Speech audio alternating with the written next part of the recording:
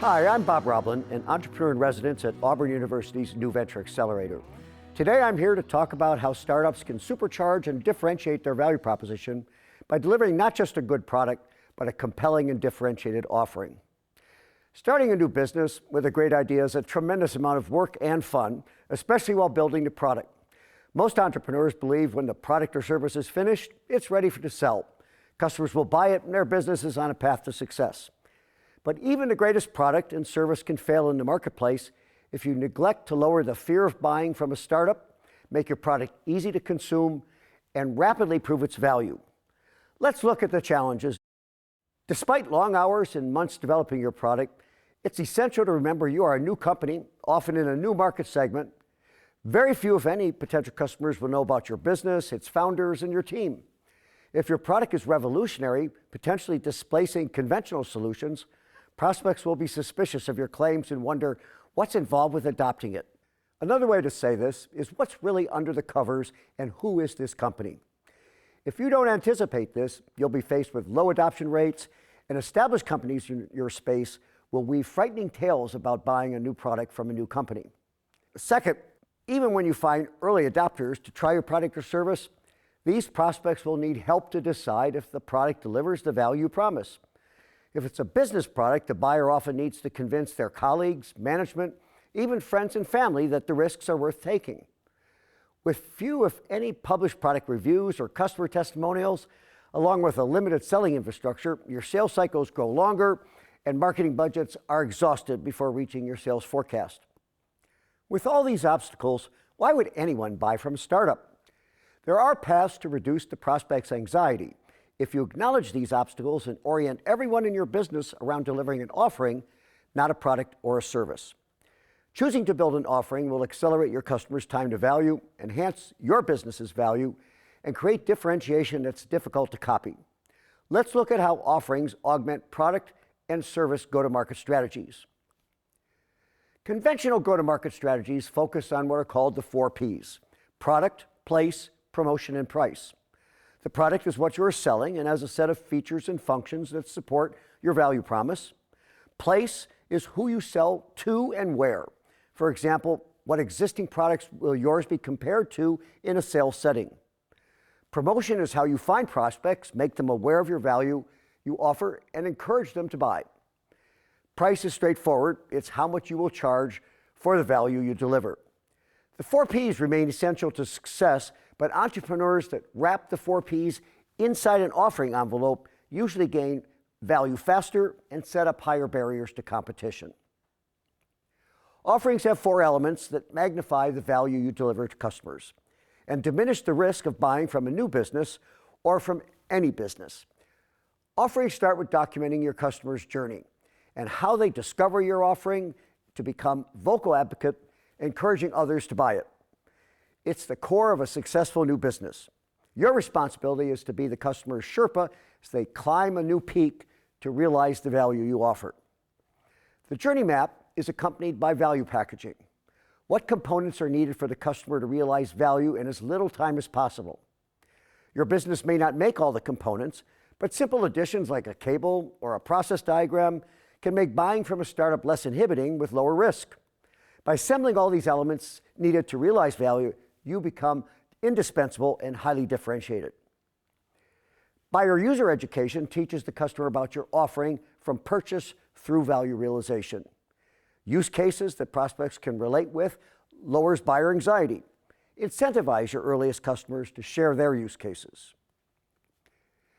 To bring the differences between going to market with an offering versus a product to life, I'm going to take you through a case study, looking at Tesla as a startup in 2013, and contrast them with Tesla's first big 3 vehicle manufacturing competitor, General Motors, and their EV introduced in 2016.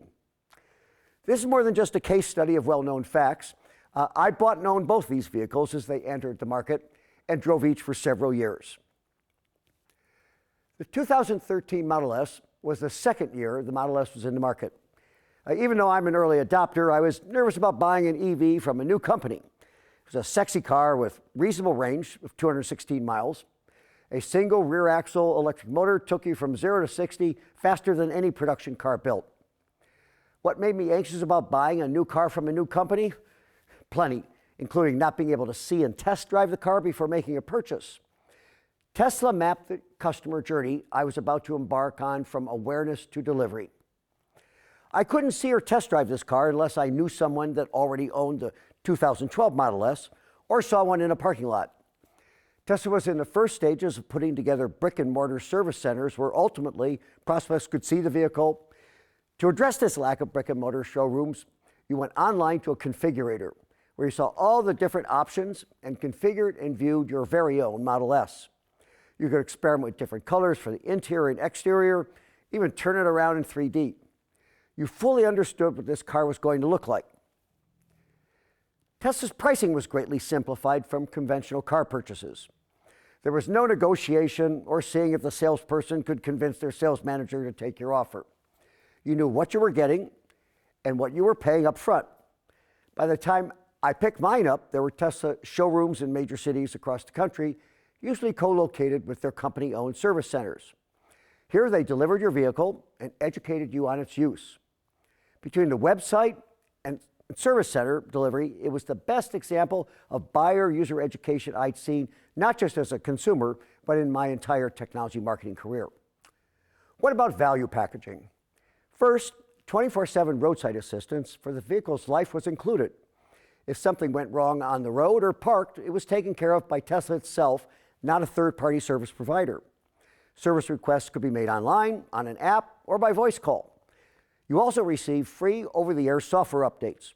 Updates included bug fixes, new features and functions over the life of the car. You also got free access to their supercharger network for the life. At the time of my purchase, the supercharger network wasn't what it is today, but I could go from Seattle to Portland and make one stop midway in Washington State to top off the batteries. I made that trip many times without range anxiety. And finally, Tesla also offered a home charging kit. I was living in a Seattle high-rise with an underground garage. There were community spaces with chargers already in the garage, but I wanted to charge at my own assigned space. When I asked the building management if I could install a charger in my parking space, they agreed. I was the first resident able to charge my car in my own space. I met a lot of neighbors in the garage wanting to know how I did this. Tesla's home charging kit made it simple. Let's go forward 2 years to when the first legacy car manufacturer, General Motors, brought their Chevrolet Bolt EV to market. My nephew is an automotive engineer at GM. There's a lot of car DNA in my family. He was on the original engineering team for the Chevrolet Bolt, the company's first pure electric vehicle. For 2 years, he repeatedly called me and emailed me questions about my Tesla Model S. I had a hunch he was working on a competitive vehicle, but he was true to his non-disclosure with his employer and never once revealed the project until it was officially announced. Compared to the Tesla, the Bolt had good range, 238 miles. It's not as fast as the Tesla, but still fast. GM borrowed the center console concept with a touchscreen for most of the controls. The screen wasn't as large as Tesla's, but still impressive. It was also half the price of the Model S. What was the Bolt's customer journey, value packaging, buyer education, and value demonstration?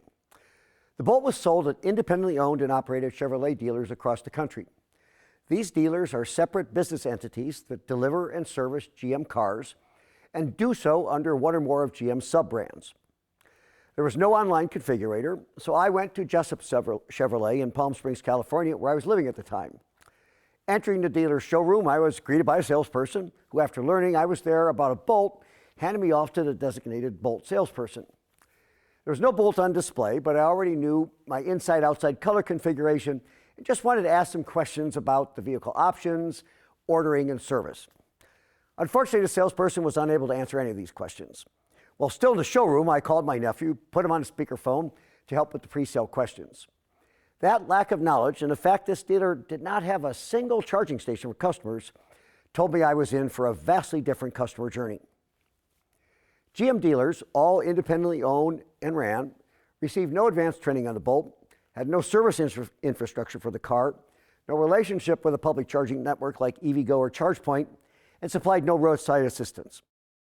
When I asked about software upgrades, I was told I'd need to schedule a service appointment, bring the car into the dealer for them to transfer software from a thumb drive. All other vehicle connectivity required an OnStar subscription at a hefty price. At the time Chevy brought the Bolt to market, industry observers were forecasting Tesla's demise by legacy car makers because of the huge manufacturing prowess they possessed across the globe. The big three produced tens of millions of cars a year. Here's the scorecard. The market cap of Tesla at the end of 2023 was approximately $600 billion. The market cap of the Chevy division for GM, $44 billion. Tesla still has market share leadership, though now they've got a lot of competition chasing them. Tesla's charging network has continued to expand. You can be driving in the middle of the Swiss Alps and find a charging station, get roadside assistance, or even an over-air software update. Bolt sales were the best EV sales amongst the big three automakers, but the Bolt's market share stayed in single digits. Issues with battery safety resulted in GM stopping sales, pending a fix, and ultimately pulling the car from the market. They reintroduced it, but the model's long-term future is still undetermined. Tesla entered a new market with a comprehensive offering. GM sold cars. This chart summarizes the content of both approaches. Understanding and delivering a complete customer journey and value package creates tangible value and differentiation that's difficult to challenge. Offering management isn't easy and is challenging for the startup leadership team. Limited resources, scarce marketing talent for offering management hinder progress.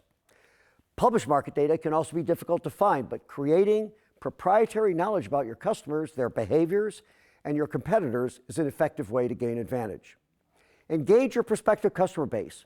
Listen to how they describe their approach to buying from a startup. Don't sell them what you think.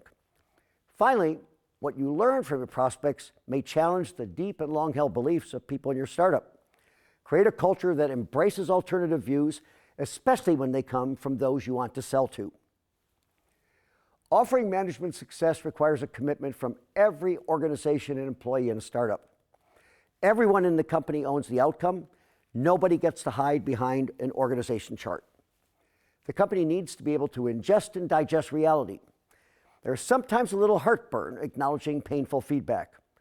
Just take a deep breath, ask yourself, what can we do to improve the journey, increase value, and strengthen differentiation? As you begin to think about your startup's offering, I have 5 questions for you and your team to think about. First question, what is the customer journey from awareness to value? Put yourself in the customer's shoes and ask how they like to go from need to value realization. Second question, what created the need for the customer's journey? Know what motivated the customer's need for a journey, both factual and emotional.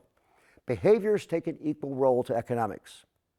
Third, what do you need to bring along on the journey? Journeys are seldom done alone. Don't assume customers are going to find all the components to realize value. You don't climb K2 in Himalayas without Sherpas. Next, do you speak your customer's language? Speaking the customer's language deepens a customer's understanding of your value. Learn their language. And finally, what makes your customer journey unique? Give customers a unique and memorable journey, and your customers will share it with everyone. Best of luck with your new startup.